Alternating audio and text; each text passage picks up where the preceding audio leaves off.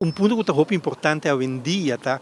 Que nós temos acessibilidade na internet, maneira que agora do Bissau e noite, Biblioteca Nacional tem roupa material. Que é o ponto tá, lá nós busca informação. E isso aí não significa que, em verdade, vamos estar em escola ou de um sistema. Se você interessar, busca informação, para sobre tem roupa informação. Solamente se você tem razão e não está apresentando de uma forma sistemática. Ja? Então, isso aí, em verdade, me se traz arriba a diferente nível.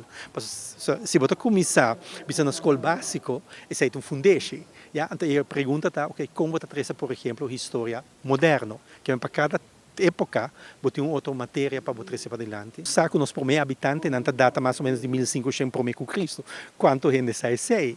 E aí outra coisa que mais cerca botar de história, botar de último tempo, quanto de nós estava ter o privilégio de conhecer na novela. Corda bo bisabuela, que eu imaginava, mas leu bobai, mais difícil a história de pabo, e botar depender, e essa é parte de Aruba, não dúvida, que tem uma grande parte de nossa história, agora escrever, pero de não por escrever, pero botar história oral também.